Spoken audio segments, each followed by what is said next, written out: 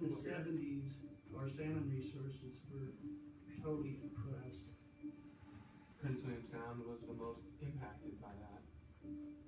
Ideas came forth by people such as fishermen, governor, legislature, and non-fishermen also. It was important for them to basically take control of their own economic destiny and push leaders to support the hatchery program. When the Prince William Sound Aquaculture Corporation started, it provided another level of consistency that helped to increase the ocean survival of the salmon. Salmon are an amazing animal.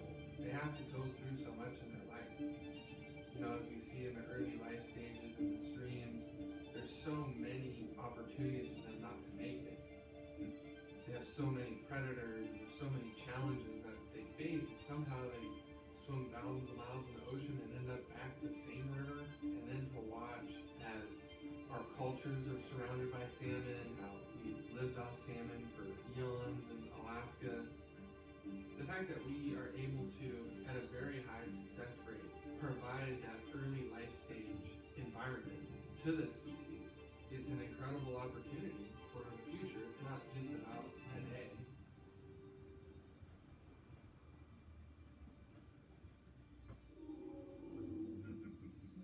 Prince William Sound Aquaculture Corporation is a 501c3. Currently is the largest salmon hatchery in North America based on the number of eggs taken in fisheries.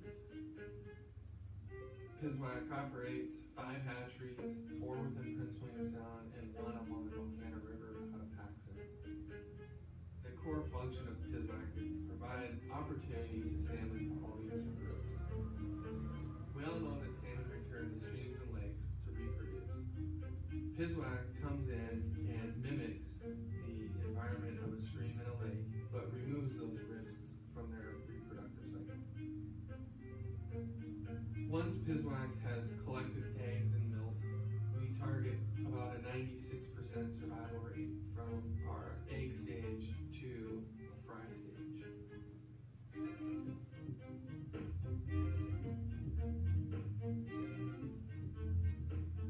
Once we have developed these fish into fry, those fish are then transferred into the saltwater environment. After about 60 to 90 days, the animals are then released to the ocean. The remote setting that we offer is really attractive to the young individuals who are interested in the outdoors and wildlife, and especially fisheries. They get this chance to go work at the peaks with as many as 25 individuals on staff, and they develop this really close bond amongst each other.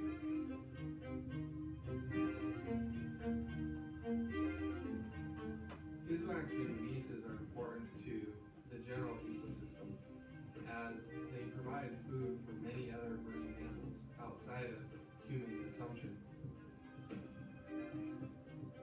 PWSSC is here for the public.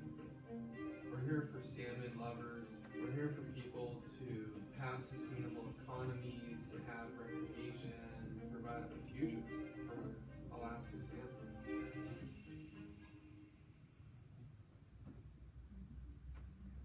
Got it? Yeah. All right, we'll see if we can get this to work.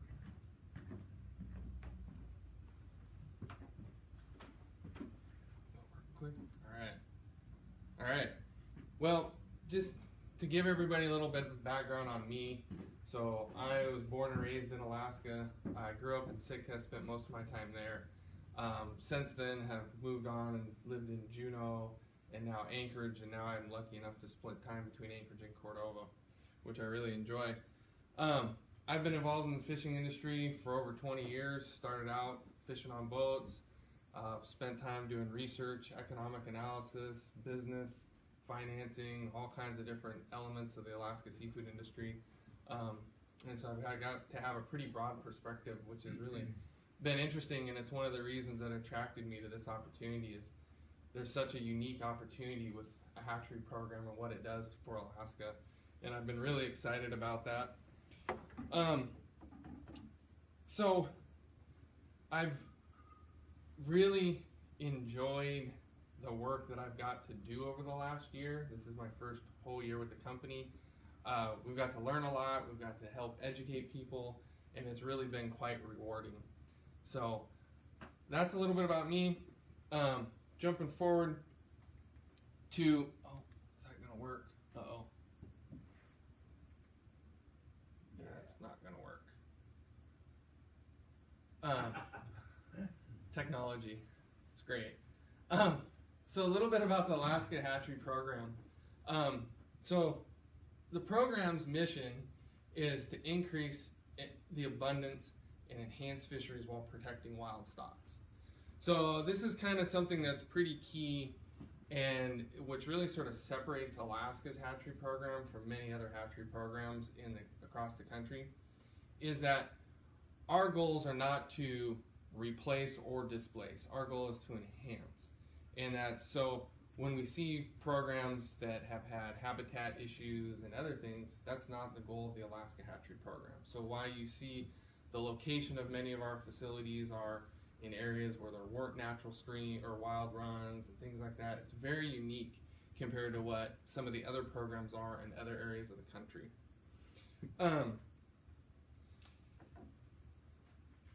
So the little bit of history on the program. Let's see if I can get going.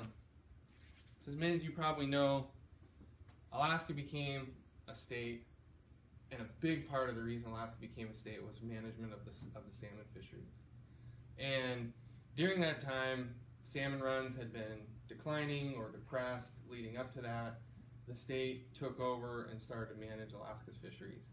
And in 1973, there was a vote to amend the Constitution, and in that vote, the people of Alaska created the limited entry program and also created the hatchery program at that same time. And through that became what was also known as the FRED division, the Fisheries Revitalization and Enhancement Division, and that was created within ADF&G.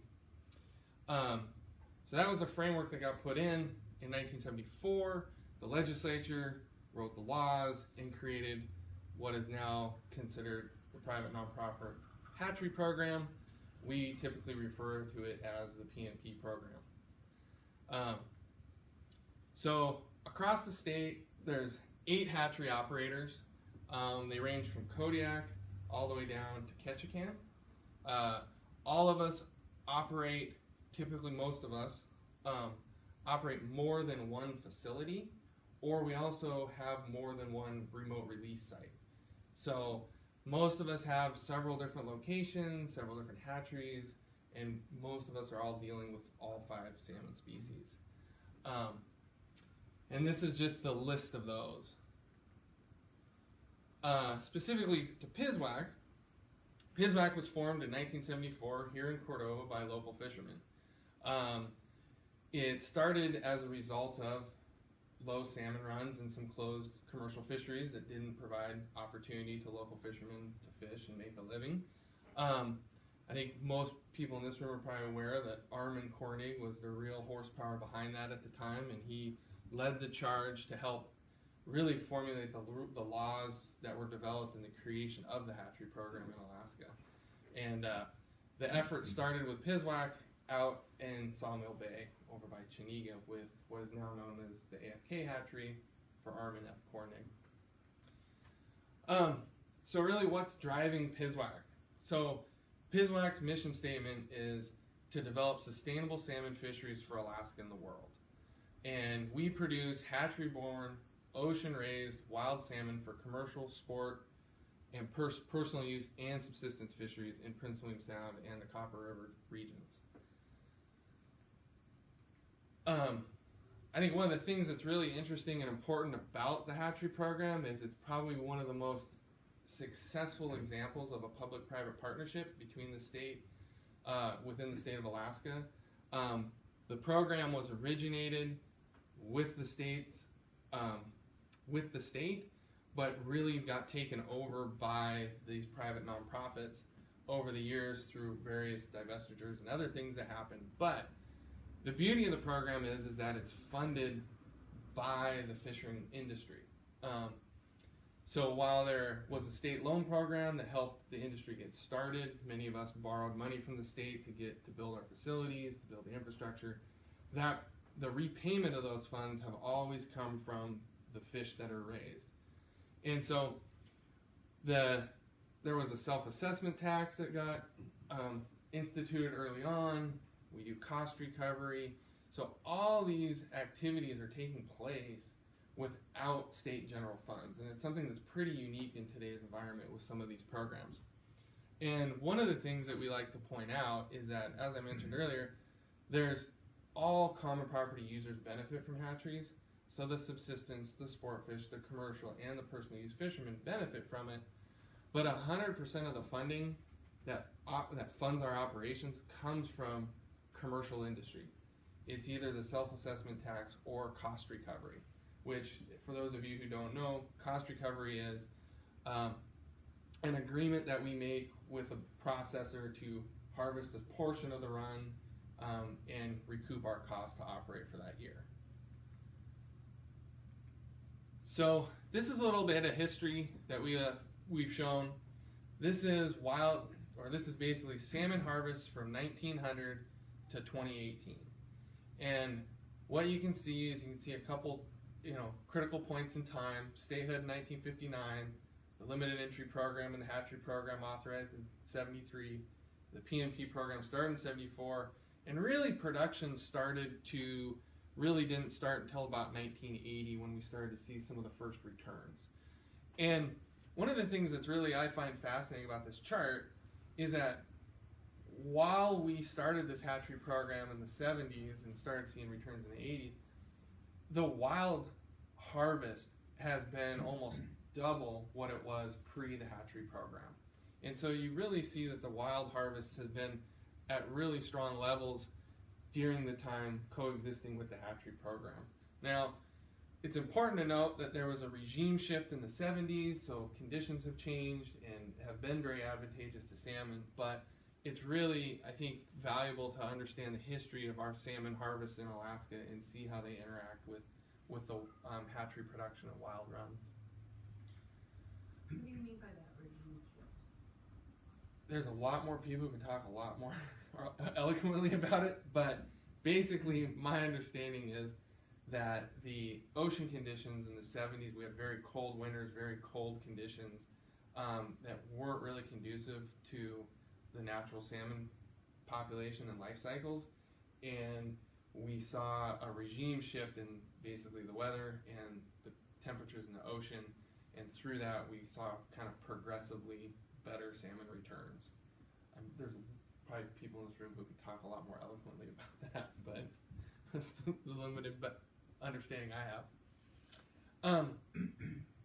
So with that, here's kind of a breakdown of the statewide production of hatchery-raised fish. So predominantly pink salmon is the majority of what is produced in the hatchery environment today, followed by chums, and then we have sockeye, coho, and chinook. Something that I think is important for people to understand about this is that a lot of this has to do with the cost of raising different fish and the ability to have the proper water to raise these fish and the environment and the space and all those things. So why you see pinks and chums as kind of the predominant species raised in the hatchery environment, it's mostly because they're short-lived in freshwater environments. The cost to grow them before hitting the ocean is significantly less, and it allows us to actually do the other programs. And so when we talk about cost recovery and funding our operations, the cost recovery is majority on pinks and chums. Every once in a while, at least for PWSSC, we'll do sockeye. It's been a few years. Some of the other hatcheries around the state will do maybe a little bit on sockeye or maybe a little bit on coho. But it allows us to do the sockeye and coho and chinook programs to the benefit of all users. So with that, the statewide economic impact, this was a study that was done this year for the first time ever, trying to get a handle on what does this program really mean to the state of Alaska.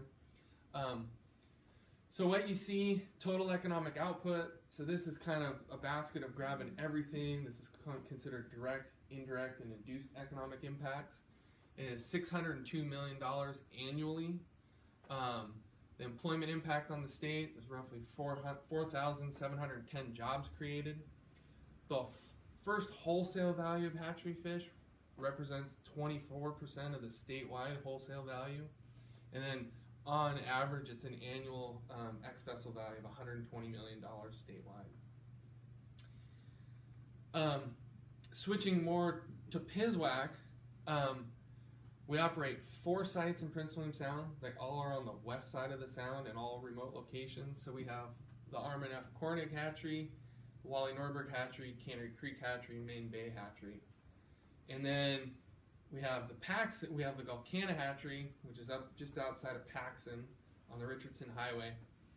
And Gulkana is a really interesting hatchery because, as I mentioned earlier, we don't do mitigation projects for hatcheries. This is actually the one, and this was started before the Alaska hatchery program came into place. This hatchery started as a result of the Richardson Highway, which you can see down in the bottom. When they put the Richardson Highway in, it impacted some of the salmon habitat in the area. So Department of Transportation and BLM worked to sort of basically replace that habitat through this hatchery. So it's the one. It's very unique. What's even more unique about this hatchery is you can kind of see just above the green roof, and then you can see the water, and if you kind of go to the right, you can see what looks like a bunch of black boxes and stuff. Those black boxes are the incubators, and the water in the far right corner, just above, just below the N on Paxson, is a natural spring. And this whole hatchery is fed by a natural spring that never freezes. And if you think of Paxson in the dead of winter at -30, -50, this spring never freezes. And it's always feeding fresh water into this hatchery. And so at this hatchery, we only raise sockeye. So we talk about production a lot, and we hear about production. And one of the things that I think is important that people understand is that ADF&G is the regulatory sort of body for us. They oversee all of our permitting, they oversee all of our production. We engage with several divisions within ADF&G. There's what's called the P&P office is what we refer to it, but they oversee the aquaculture, mariculture programs in Alaska. We report directly to them. We engage with the local and regional staff routinely about what's going on, what we're doing, if we want to make changes. So ADF&G has a lot of input into what we do, but with that, we have these permitted limitations. And so statewide, there's a 2.4 billion fry permitted capacity to release. Now with that, 1.8 billion is what was actually released in 2018. And so it's about 75% of what's permitted. And I point this out because one of the things that is a misconception is that we just have this permitted capacity and that's what we put out every year. There are so many factors that go into what happens between the time we take eggs out of an adult to what happens when we release fry. And so in PWSSC's case, specifically this last year, we didn't meet our egg take goals, so we started with less eggs. And then you have natural mortality that happens during that transition from an egg to a fry. Sometimes you have unfortunate events with people who result in some mortality. And so throughout that time period, we kind of end up getting lower and lower. And so what you see in 2018 was about 75% of what was permitted to be released is what actually got released.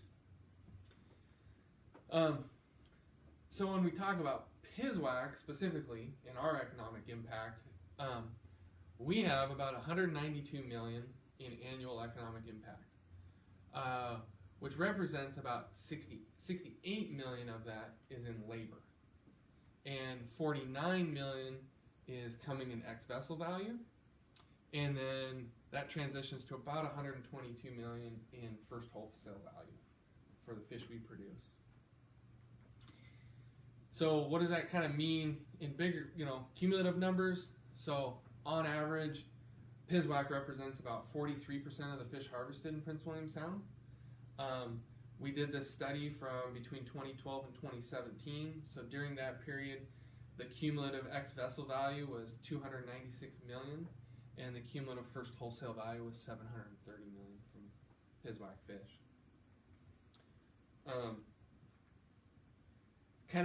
I wanted to show the breakdown of how it works between sort of non-PWSSC ex-vessel value and then PWSSC ex-vessel value. And so I think what's interesting to highlight here is that in most years, PWSSC represents more value to the fishery than the wild production in the region.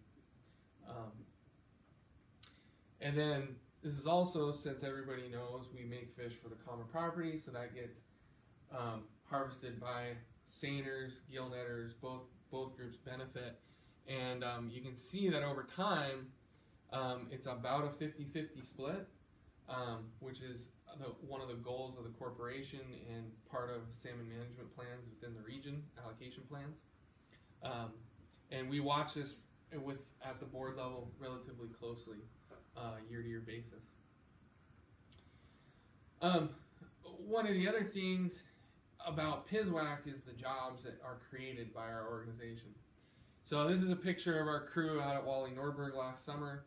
PWSSC creates 1,405 jobs within Alaska, and so that's the direct, indirect, and induced impacts from that. And the thing that I think is really exciting is we're really helping the next generation of fisheries leaders get a start in their career. We have a lot of young people right out of college.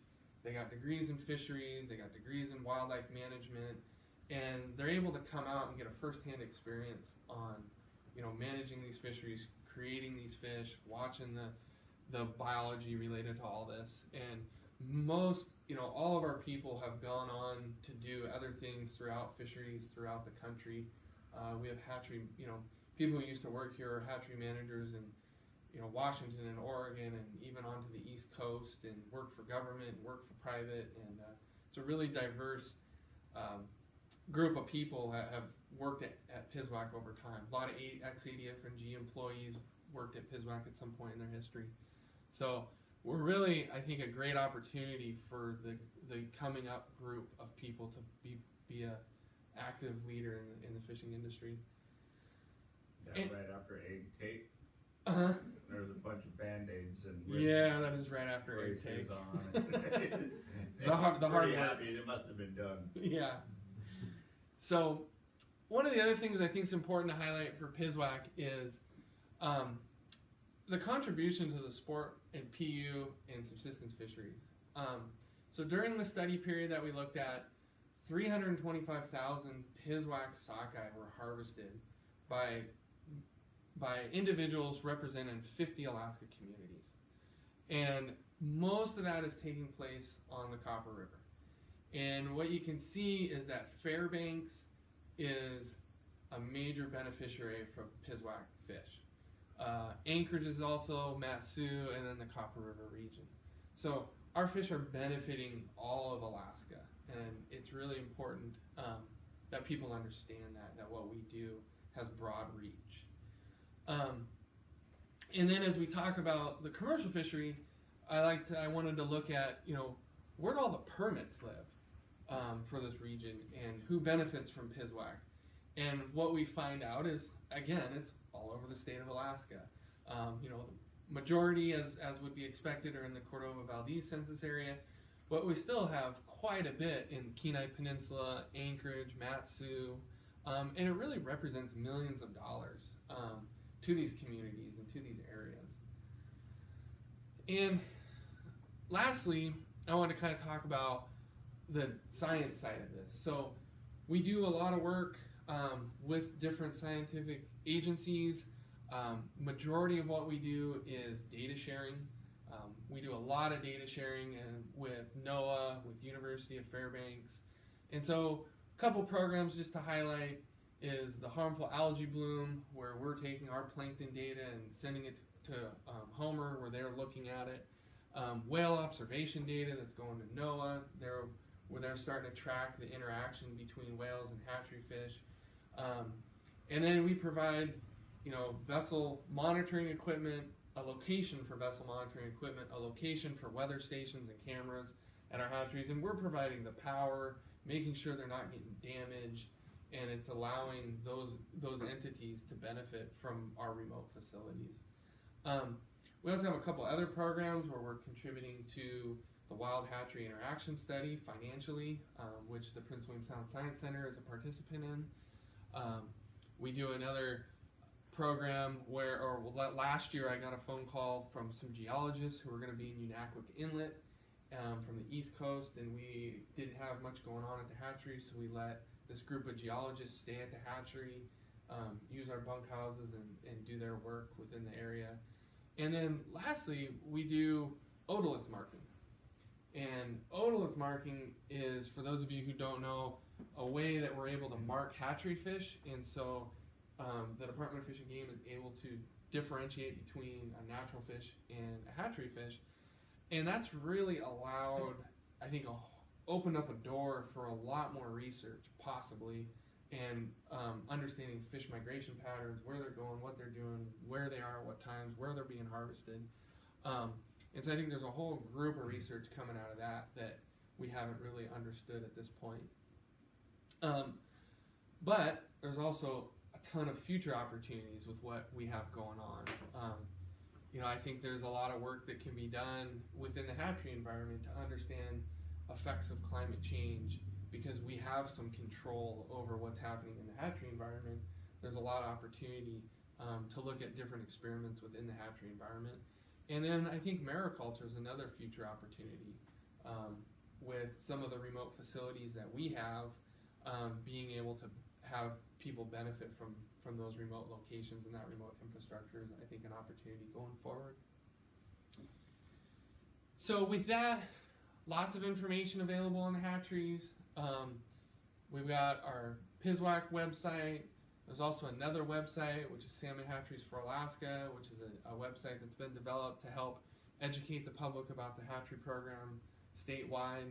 A lot of different information available on those sites.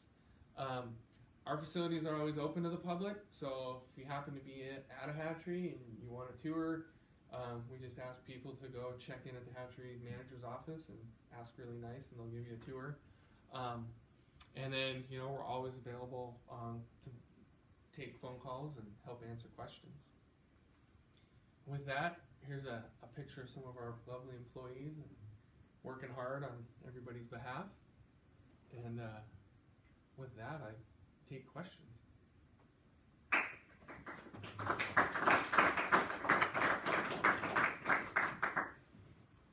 If there's no questions, that's okay. Go ahead. So the straying fish has become an issue, cook inlet and all that. You're going to do something about modifying the water temperatures to make some kind of stamp on them or something? So we already do. So we modify the water temps. We put what's called the otolith mark. And that's what's allowed them to understand that there were hatchery fish over in Cook Inlet. Right. So that study's continuing, and it's ongoing. I mean, salmon straying is natural. I mean, it's not new. It's been going on for a long time. So I think this is the third year of studies. We haven't heard the 2018 results quite yet, but we'll see what comes on from there. When you talked about the subsistence and sport fishing from Anchorage, is that coming from the Cook Inlet strays, or is that Anchorage people coming to Prince William Sound? That's Anchorage people who will go to, say, the Chitina and do dip netting, or come to Prince William Sound and come fishing in their boats. Yeah, there's really no tracking of any fish that are harvested kind of outside of Prince William Sound with our marks. I would say it's a pretty low percentage. But yeah, they're mostly people traveling to where our fish are migrating. On that 2.4 billion permitted, is that your egg? Is that based off the egg or your? It's fry. That is your fry release. Yeah. Okay. Well, that's not ours. Well, that's but statewide. That's statewide. Yeah. Okay. Yeah. I wasn't sure if that was the egg. I mean, you'd never be able to hit it if that was your egg takeaway. Right, and that's kind of the point, is that a lot of people, there's been talk where people bring up this permitted capacity. Oh, well, it's permitted. And one of the points I'm trying to get people to understand is like, well, that's what's permitted, but reality is something always different. It's, you know, they put a number, and so that's your max, but there's so many other things that come into play that you don't ever actually hit that number. Yeah. And so when people want to use that permitted number and say, oh, this is what it is, I kind of have to, well, no, that's not what it is. And it's based off of a fairly high percentage of survival from egg to Right, anyway, exactly. 90, yeah. So, Do you know if they've hit the maximum number for a state? I would say we've never met. I mean, that's just a guess, but I'd probably bet money on that one. We've never hit the actual permitted release capacity. There's just so many other factors that play into that. I mean, you have all these assumed survivals, like Neil was saying, but that doesn't mean, nobody ever hits them on that every year. There's 5 hatcheries in our area. What's the total amount of hatcheries in the state then? I meant to pull that number because I thought that question might come up. Do you know that number? But I didn't get to it. Tommy, do you know, I want to say 24 or something like that. If you I'll find it in 3 minutes. Yeah. But it's like, I want to say 20 something. I think that's a number I saw recently. And every one's different sizes. I would say for PWSSC facilities are the largest facilities. Like, nobody else has the facilities on the size of scale that we do. Most everybody else's are smaller facilities, under 100 million egg take goals. Yeah, VFDA. For one, yeah. But yeah. So is Gokana, so if I understand your story right, are they the oldest in the state then? Is that old Hatchery? Well, this is where it gets interesting. Hatcheries have been in Alaska for over 100 years. But they were all kind of like little backwoods hatcheries. I would say that Gokana is probably the first hatchery of a scale. And that was really sort of like done with a fair amount of government input and oversight. And it still exists? Yeah. So there was a lot of, like, the hatchery in Juneau that got started in a guy's backyard. Really interesting stories around Alaska. But Can you, if you could recall the numbers off the top of your head, what predictions are for the hatchery? Again, don't quote me if I'm wrong. Right. I think our sound-wide return estimate is about 24 million this year. For pinks. Total, pinks and chum. We have a breakdown. I got a call about it today, but didn't get to it. But it's on our website. Right. But yeah, I don't remember each one specifically. I can get it for you if you want. And Gokana that's a very low number this year. Yeah. From the flood, is that what? Why that number No, is there? that number is based on, kind of what we've been seeing, and so what we think will happen. Kind of based on a multi-year average and the year classes that should be returning and that kind of stuff. So, kind of something we've been talking about and thinking about is. So it wasn't a man-made mistake then, or like, the river damaged the hatchery a couple years ago, right? Yeah, in It didn't- 2016. And so some of that is a question that we're having. Are we moving out of that group of fish that was in the hatchery at that time? Because we have seen a decrease in the number of fish that are getting to the Gokana hatchery. So we have a lot of questions about the Gokana hatchery. Just as the board and committees have been working on that. Starting to talk more about ADF&G. We've been pulling a lot of information together and trying to figure out, like, where do you go? Like, if you're going to focus on a change or doing something better, where are you going to focus it? Because right now it's kind of like everything's on the table. I think you need to get down to a couple things that we actually can have some impact or input on. So, do you notice any particular institution or college where your recruiting's coming out of? Or? no, it's actually been something we've been working on. Not as much as we'd like to. We see a lot out of Texas A&M. There's a junior college program that we see a fair amount of recruits out of. But one of the challenges we have is the timing of our projects. And so our egg take is taking place when kids are going back to college, and our fry out migration is taking place when kids are still in college. And so we have to get people who like graduated in December but don't have a job yet to then commit to that out migration process. And then we got to try and get kids who maybe graduated in the summer but haven't found a job yet by the end of summer. And so it is kind of a challenge, and it's something we're working on. University of Alaska Southeast has started a program to help train fish technicians. And so I've had some conversations with them. They're supposed to start an internship program, which I think would really be helpful for us, where students would come out and spend a little bit of time with us, learn, get those hands-on experiences. They'll go back to school for a little bit. So we're trying to work on it, but it's hiring seasonals is our biggest challenge typically.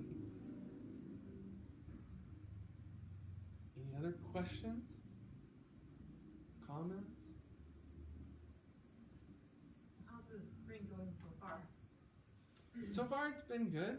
The fish are growing better than they have in some other years. One of the things, though, is that the water temps have been warmer. So we're watching that, because there's a point at which the ocean temps get to, then we kind of have to release. But overall, it's been going pretty good. Out migrations have been on normal schedule, so it's kind of weird. The freshwater temperatures have been very historically normal. It's just the saltwater temps that they're going into, but it's sped up some growth rates, and so we've been really watching the growth rates and feeding patterns and stuff like that. So I think we'll have a good, it's looking good. Now the big question is the whales. That's always the question we have, is can we get them out before the whales show up, or what's going to happen there? So we'll be watching that. So we've started what we call our whale observation. So our staff every couple days will go out kind of the broader area of the bay and look around and see if they spot whales. And so far we haven't heard anything yet, but we didn't see any whales until like the week we were going to release fish last year. So we'll Remind see. me when that is, when you're releasing. Typically the end of middle of March. Pretty much all of May. May, yeah. Those catch are March, coming out, yeah. May is when they start to kind of flow. And historically, we've done mass releases at times. With the whales, we're doing what we're calling trickle releases, so releasing fewer and fewer, hoping not to give whales a biomass to key in on. So trying to employ some different strategies. We'll see what happens. The whales have been quiet so far with herring, right? Is that what I'm hearing? Yeah, I don't know about There that. weren't too many out there on the herring surveys this spring. Wasn't a lot of herring, so. Did you get feedback on the trickle picnic last year for preliminary? It's always a little hard to tell. We didn't see that, like at Wally Norberg, we didn't see the activity in the bay, but we got a lot of reports from people that the whale was very active outside the bay, which was different than previous years where the whale was like right at the hatchery and staff was just watching them. It sounded like last year that a lot of the whale activity was outside the bay. So we didn't see it, but we heard reports of it. And so, it's like this year we'll get a chance to see what we think happened. Any other questions? Great, thanks. All right then. And I want to say another program that PWSSC has supported in Cordova locally is the salmon tank in the Mount Eccles All right. mango grove. So if you guys, there are about 200 really happy, healthy coho fry from the Wally Norberg Hatchery over there right now. And the 4th, 5th, and 6th graders take care of them every year. But this year has been the most successful because we have a brand new chiller, thanks to PWSSC. So they're not being subjected to warmer water temperatures. They're at a healthy 4 degrees. So if anyone's interested in ever going over to the elementary school and checking out the fry, they're very cute. They're in the mango room, so you wouldn't be disturbing anybody, but across from the library.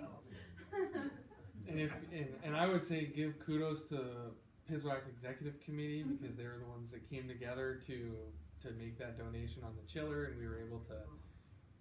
This is another one of those where great opportunities to partner with us. We're always looking for them. We were able to take that equipment. It couldn't have been flown because of the refrigerant, so we were able to put it on our landing craft and transport to Cordova and get it to the school. So lots of fun projects like that come up where we enjoy working on. Did you have coho for floating spit this year? I know they didn't have any last year, but this year. No, I don't think we do. We just did cheating. Yeah, and that's something that we're working on. Is that has to do with taking eggs from VFDA and not being permitted to release them here. So we were able last year to get our egg take goal, and so that'll help. Not this year, but next year. But one of the things that we'll be working on with the department is identifying a secondary source. So if we run into that situation again, we'll have a secondary source that could be released here at Floating Spit. It's our goal, because we don't want to go have this gap like we've had. What other sources are being talked about? That's a good question. We briefly talked about Mile 18. We've talked about EAC. We talked about one that I don't remember the name of it, but it's on the opposite side of the Copper River. So some of it, I mean, there'll be more conversations, but getting the conversation started with ADF&G about thinking about which run has been strong enough to maybe support that activity is really the key. And once we get them to help support, okay, which run should we focus on, we can start to figure out some of the logistics, because it's very challenging to do. But that's something we want to work on so we don't have this gap at Fleming Spit. And unfortunately, we won't have Chinook for Chiniga because the state hatchery at William Jack they weren't able to meet their egg take goal on Chinooks this year, and so they weren't able to send us Chinook fry. So lots of fun stuff. Thanks, Casey. All right. Well, thanks for coming out on a non-rainy day.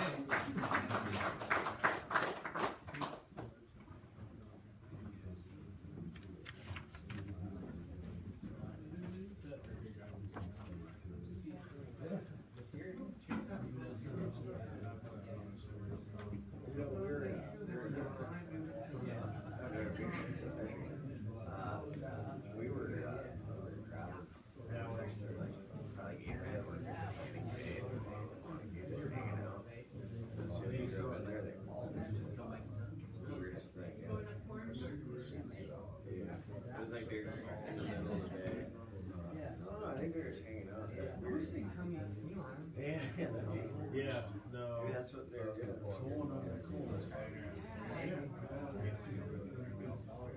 Do you know Robert? Casey. Hi, Robert. Yeah, Jeff told me he saw a chum. Yes.